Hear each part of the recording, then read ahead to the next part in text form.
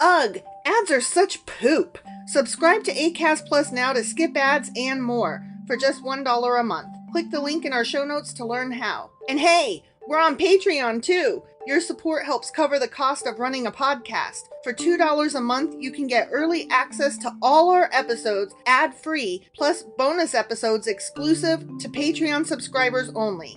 Visit patreon.com/sacrilegious discourse to sign up now.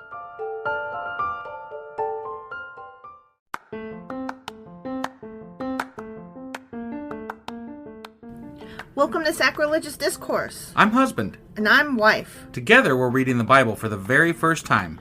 We grew up without religion and wanted to know what all the fuss was about. Well, what have we learned so far? That God is a dick, and apparently some people believe in talking donkeys? We're not trying to pass ourselves off as experts. Nope, we're just reading the Bible for the first time and giving our first take reaction. If you'd like to join us in this venture, you might consider starting at episode 1. Otherwise, jump in wherever you like. All right, let's go read the Bible. Yeah, let's get to it.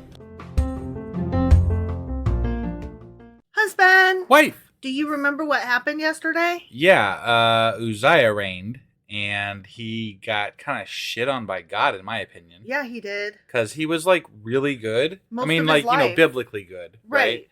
Most of his life. And then he decided to not listen to a prophet, one time, and then God's like, fuck you, leprosy. Yeah, fuck you, leprosy. Right? How many shitty things have other kings done? And God's like, just do better, man, come on. Right. And it wasn't like, fuck you, leprosy. It was, fuck you, Uzziah. You get leprosy. Right. Yeah. 1, 2, 3, go. Rest of your life. The rest of your life, and you don't get to be buried where the good kings are. Right. Because leprosy. Okay. I know. It's all a mixed bag. There is no, consistency. No. The punishments are not consistent or fair or, just or anything. I'm just not sure what we're supposed to learn here. I don't think we're supposed to learn shit. I think the Bible is crap. It is crap. And I don't believe that... I don't know. I don't believe that if there was a God that he would be this silly willy-nilly. Right. I really just think that these are a bunch of stories that people have thrown together and maybe based on real events, possibly, I don't know. Sometimes, every once in a while. And they're just attributing, acts of God to certain things. And they're like, well, that sounds good. Let's throw that in there. That's God. And then every once in a while they're like, and you should learn your lesson. And I'm like, but what? Which lesson? What fucking lesson are we supposed to learn? The one where you can have thousands of wives and worship other things, and then all of a sudden you decide to be good one day and God's like, okay, whatever. Or the one where you decide to be bad one day and you're like, fuck, God just killed me or leprosy. And it's kind of like, yeah, I didn't need a book to tell me that life ain't fair.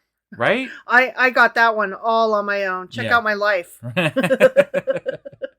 right. Well, that was 2 Chronicles chapter 26. It sure as fuck was. And today we'll be reading 2 Chronicles chapter 27. Let's go do this. Okie dokie.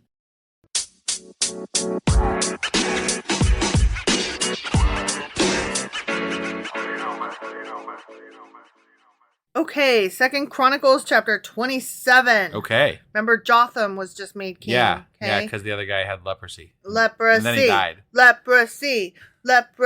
Yeah. Jotham was 25 years old when he became king, and he reigned in Jerusalem 16 years. Okay. So if God let him be a dick for 16 years, then that's a God problem. But the last guy, he reigned for what? That's what I'm 50 saying. 50 years or something? These are God problems. And they said he was a kind of a dick. So, yeah. He wasn't a dick, but he did wrong by God, apparently. Yeah. So these whatever. are God problems. So I'm not, I don't care. Right. His mother was Jerusha, the daughter of Zadok. Jotham did what was pleasing in the Lord's sight. He did everything his father Uzziah had done, except that Jotham did not sin by entering the temple of the Lord. Good on him. Okay. Well, there you go. But he only got to reign 16 years, so I guess that case of leprosy that his dad got. Really he was taught like, him right from wrong. That's not good. I ain't doing the leprosy. Right? But the people continued in their corrupt ways. Of course they did. I mean... Because they don't give a shit. Because they don't see God. Because God's not there. Yeah. Just saying. Jotham rebuilt the upper gate of the temple of the Lord. He also did extensive rebuilding on the wall at the hill of Ophel. Okay. Ophel? I like awful better. Awful? Mm-hmm.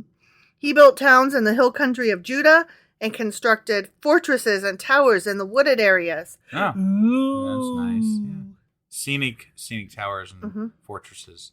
Like, it just makes me think of Whoville, you know? Yeah. Isn't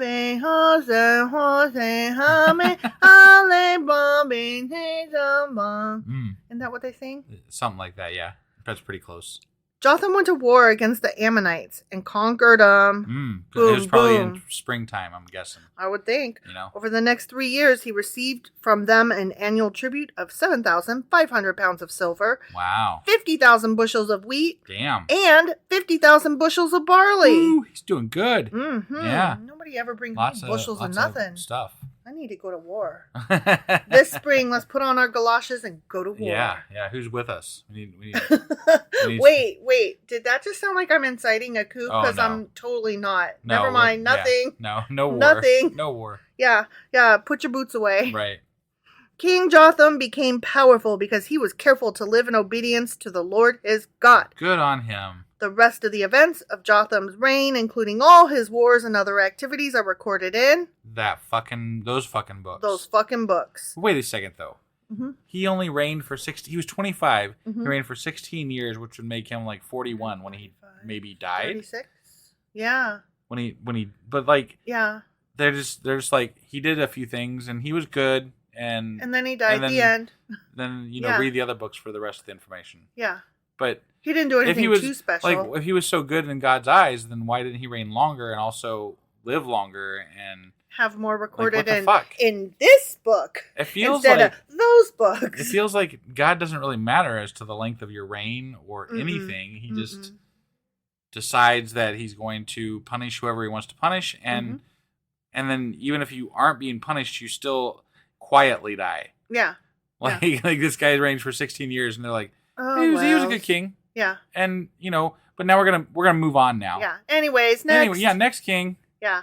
Like, wait, what happened to him? It was very silly, willy-nilly. They might say that he died in the next chapter, maybe. I don't know. He was 25 years old when he became king, and he reigned in Jerusalem 16 years. So 25 plus 16. Yeah. Okay. And then he died. But they didn't say how, right? When Jotham died, he was buried in the city of David. That's all we get. He got to be buried in a good place, I guess. And then his son Ahaz became... Ahaz. I kind of like Ahaz better. Ahaz became the next king. The end. I mean, okay. What? Like, yeah. No, I mean, if you're good with God, what could have possibly happened that you died after 16 years and 41 years of age? Yeah. What could have possibly happened? That doesn't make any sense to me. Like, some of these other fuckers live for goddamn ever, and they do shitty things, and God's like, whatever. Yeah. It doesn't...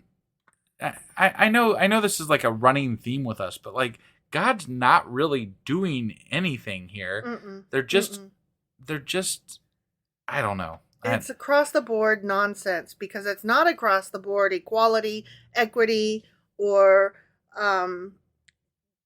rewarding the kings that do good or punishing the kings that do bad. Like, there's nothing to even help us guess how it's going to go. Right. Yeah. No. And that's the consistency factor of it is just the part that bothers me. Mm-hmm. Like, there's no consistency to actions or of good or bad that result in certain things happening. I mean, that's why I said I don't understand what we're supposed to be learning here. The only thing that I'm learning is that God, if in the fact that he exists in canon, is a dick and is inconsistent and is not present in these people's lives. Right. And you may still die early, but they won't point out that it was God's fault. That's all. Yeah.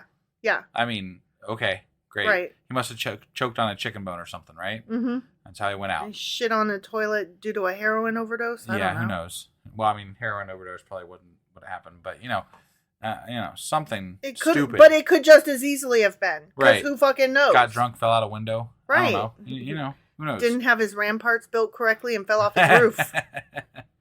Well, that's a sin, isn't it, if you don't build your ramparts correctly? Well, he had them built, but maybe, somebody... Yeah.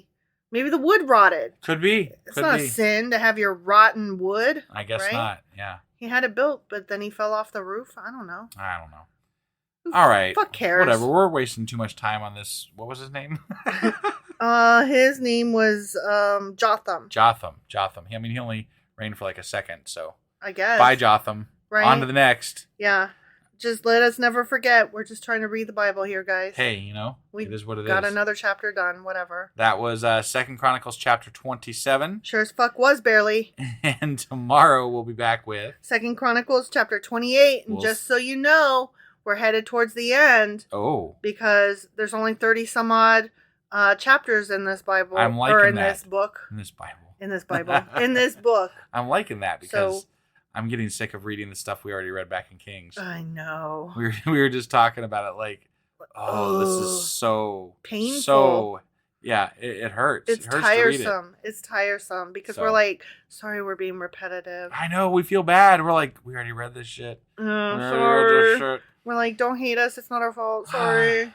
But we're just reading the Bible. We're just reading the Bible. Yeah. That's all there is to it. And we did it. We did another chapter, and you never know. Somebody might like look us up for reference, and somebody would point to, 2 Chronicles chapter 27. Mm-hmm. And they come to this and they hear us and they're like, oh, they sounded great. And they sounded like they never read this before.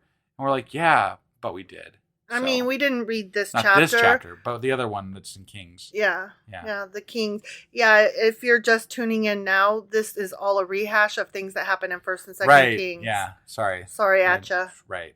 So you could read this or Kings and probably get the same thing, except for the Chronicles guy is a little bit more up David's lineage's ass and God's ass. Mm-hmm, so, all right. Anyway, that was 2 Chronicles chapter 27. And we'll be back tomorrow with 2 Chronicles chapter 28. We'll see you guys then. Bye.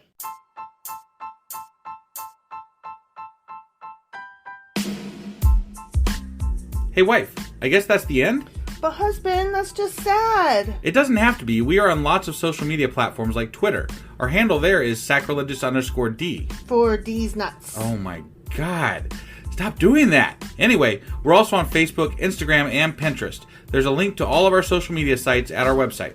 Ooh, we have a website? Yeah, it's sacrilegiousdiscourse.com, where you can also find a link to our merch shop.